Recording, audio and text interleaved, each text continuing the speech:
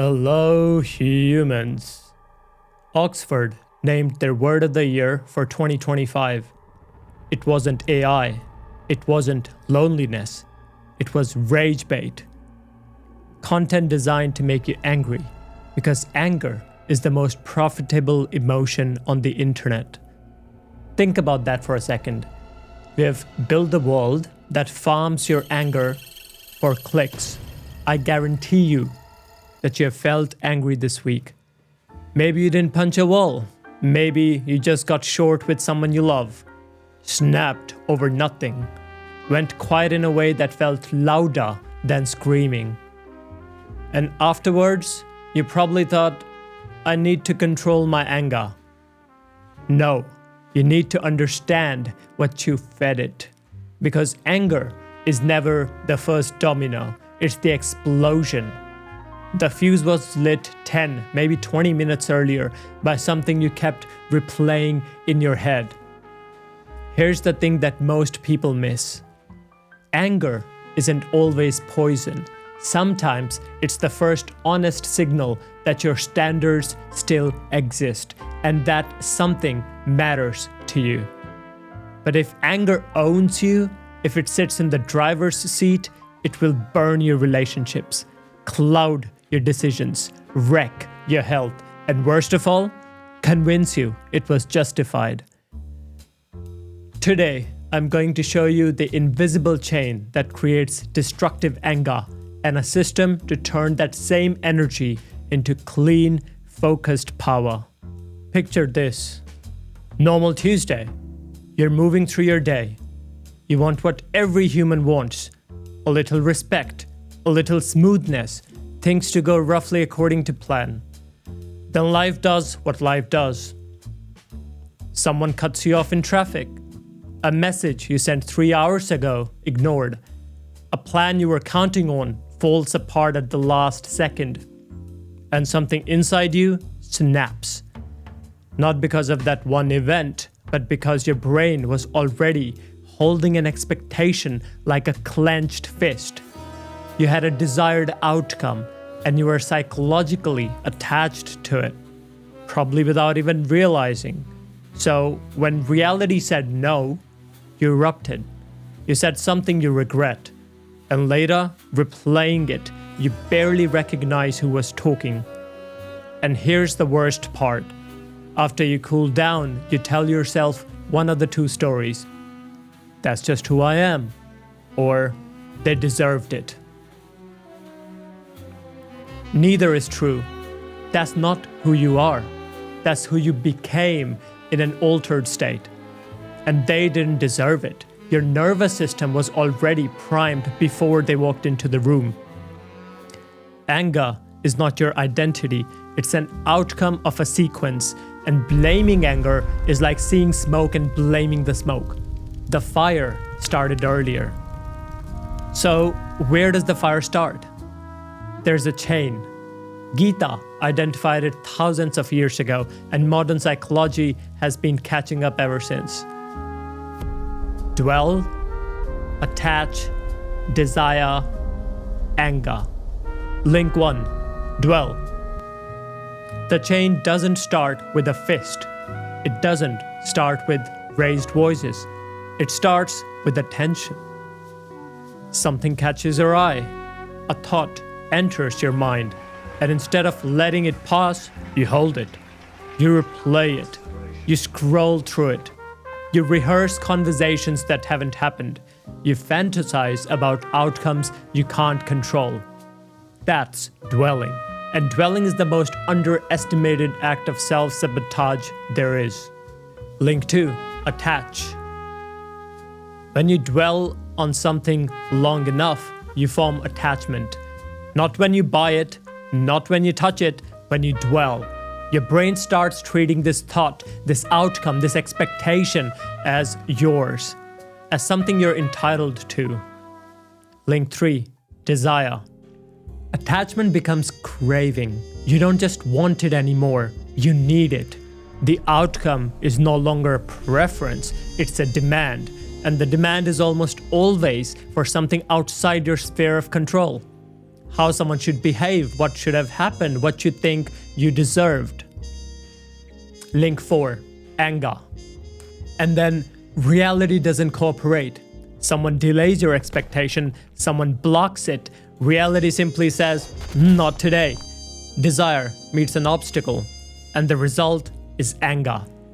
Now, here's what happens in the aftermath, and this is where the real damage lives. Your judgment clouds, your memory scrambles, you lose your ability to discriminate between what's right and what feels right in the moment.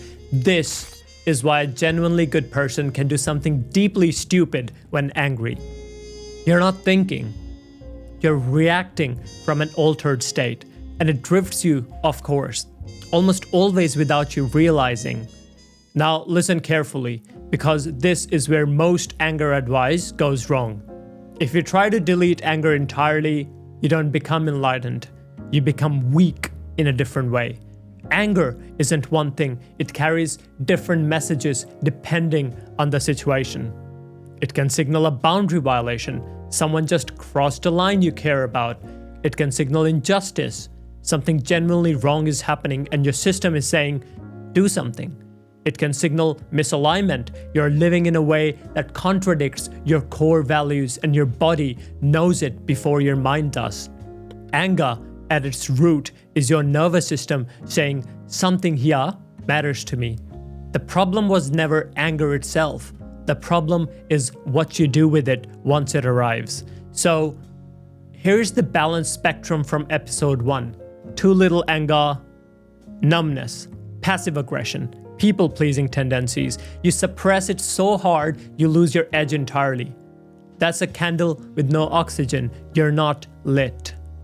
Too much anger, on the other hand, is rage, impulsivity, destruction. You let the flame go unchecked. That's a candle in a storm. It doesn't survive. Balanced anger, however, is calm intensity, a steady flame, a focused human who can feel the heat and choose what to do with it. Modern psychology backs this up. Research on approach motivation shows that anger carries a unique kind of energy. It pushes you towards action rather than away from it.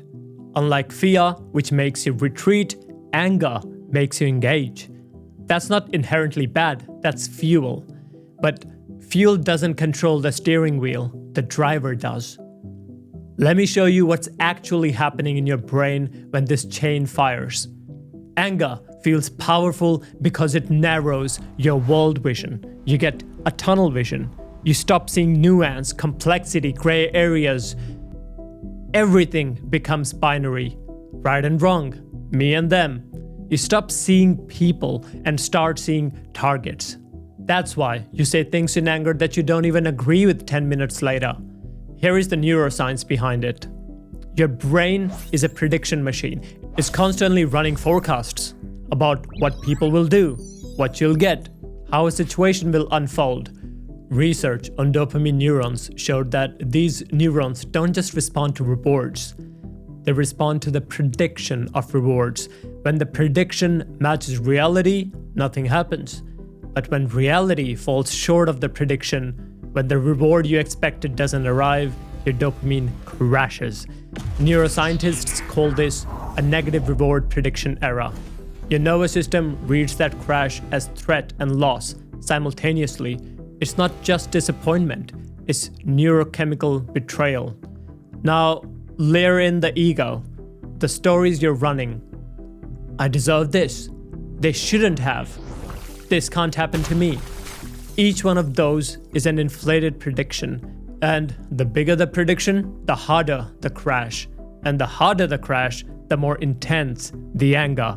So anger isn't random. It's rarely about the event itself.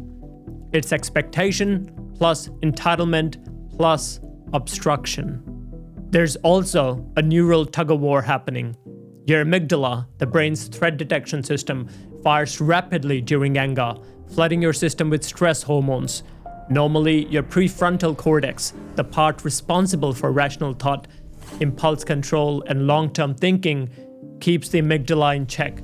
But systematic reviews of neuroscience research show that during intense anger, connectivity between these two regions weakens. The prefrontal cortex essentially goes offline. The rational mind loses the argument, and that's why you can't think your way out of rage once you're in it. Now, here's the layer that changes everything. Appraisal theory, one of the most robust frameworks in emotion science, says emotions don't come from events. They come from how you evaluate events. So anger is generated by appraisals like, this is unfair, they disrespected me, I'm losing control, someone else is to blame. So the real question isn't, why am I angry? It's, what story did I just tell myself that made anger feel logical?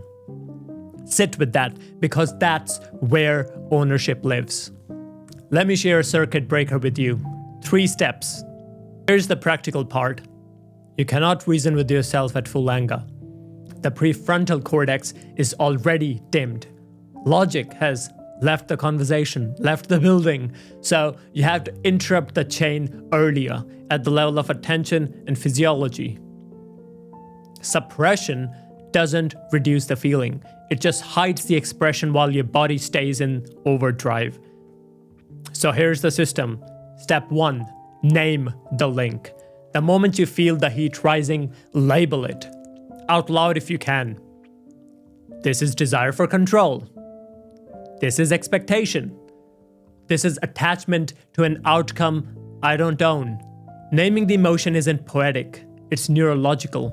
Research on affect labeling shows that when you put a word to what you're feeling, you activate the prefrontal cortex and quiet the amygdala. You're literally shifting the balance of power back toward your rational mind. Step 2.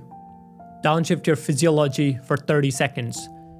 Your body is faster than your thoughts, so start with the body. A 2023 Stanford study finding shows that cyclical sighing, exhale emphasis breathing, produced greater improvement in mood and greater reduction in physiological arousal than mindfulness meditation. 5 minutes a day, but even 60 seconds works in the moment. Here's the technique. 2 quick inhales through the nose, 1 deep breath, then a second sharp sip of air on top. Then 1 long, slow exhale through the mouth until your lungs are empty. The double inhale maximizes lung inflation. The extended exhale activates the parasympathetic nervous system, slowing heart rate and calming the stress response. Do 3 of those and drink some water. Keep yourself hydrated. Bring the system down before you open your mouth. I know it's hard, but you gotta do what you gotta do. Now, once you're calm enough to think, reappraise. Remember the appraisal theory? This is cognitive change strategy, and decades of research show it's the single most effective emotion regulation technique. Reappraisal doesn't mean lying to yourself, it means asking better questions. What else could be true here? What would the calmest version of me do right now? What's actually my responsibility in this moment? Step 3. Direct the energy into duty. This is where we bring in Karma Yoga logic. Action that you own without being owned by impulse. Anger doesn't have to die. It can be redirected. Channel it into the workout you have been skipping, into having the hard conversation, calmly, not reactively, into fixing the thing you've been avoiding, into setting a boundary without cruelty. Anger becomes a servant, not a master. The energy doesn't change. What changes is who's holding the steering wheel. Here's what I find fascinating. The Stoics, 2,000 years ago in Rome, opened with a brutal idea. Some things are up to you, some things are not. And most suffering comes from confusing the two. The Gita, thousands years earlier, said the same thing, in different language of course. You own your action, never the fruit. That's Karma Yoga. You don't stop working, you stop being psychologically enslaved to the outcome. You train steadiness across dualities pleasure and pain, success and failure, praise and criticism. That's the yogi state, not emotionless, steady. So, anger in this lens is often the moment you demand control over something that was never yours to control.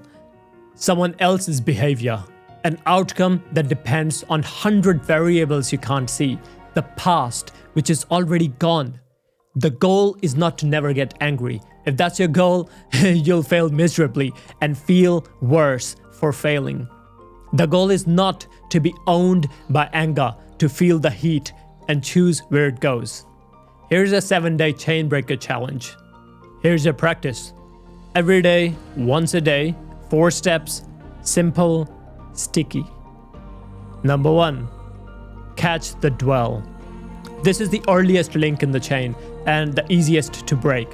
When you notice yourself replaying a thought, rehearsing a conversation, looping on something someone said, pause and say, I'm feeding it. That's it. Just notice. Just name it. You'll be shocked how often you catch yourself mid-loop. Number 2, do 60 seconds of breath downshift. 3 cyclic sighs. Double inhale through the nose, long exhale through the mouth.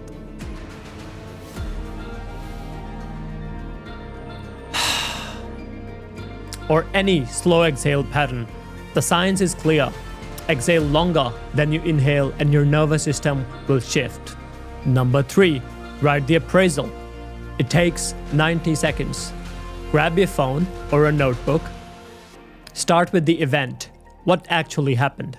Facts only, no interpretations. Story that you told yourself. What was my immediate internal narrative? Alternative story. What else could be true? Now this is the reappraisal.